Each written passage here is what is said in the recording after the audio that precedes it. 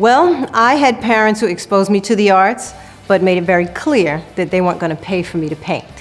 But it turns out I was really, really good in math, so I went to school as an engineering major.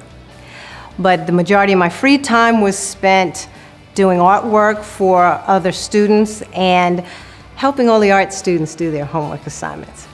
So at some point, probably second semester of my junior year of college, I got the nerve to change my major.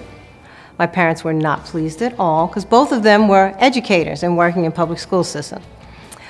And they said, well, the least you could do is take the art education sequence. So I'd have the degree in commercial art, but I would also have the 4 or 5 classes and the student teaching experience. I was like, absolutely not. The last thing I want to do is be in a classroom with other people's kids.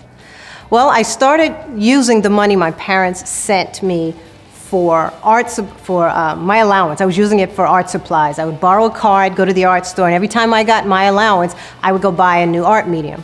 And once I taught myself how to use it, I was then teaching other art students. And I began to see them making artwork that was beautiful based on something I'd taught them how to do. So I got bit by the education bug.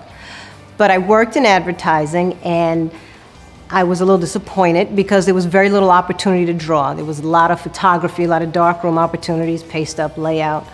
And there was a school district next to the one I lived in that was bringing art back to the elementary level. They had eliminated it for 10 years, so they were hiring teachers. And my mother said, you're not going to get hired. You're not a certified teacher. And I'm like, but I'm really good at what I do. This isn't going to be a problem. Well, of course, she was right. I needed to be a certified teacher. So I contacted the New York State Board of Ed and asked them what courses would I need to get certified. I took those courses, and 24 years later, I have stopped teaching in the classroom, and now I help train teachers.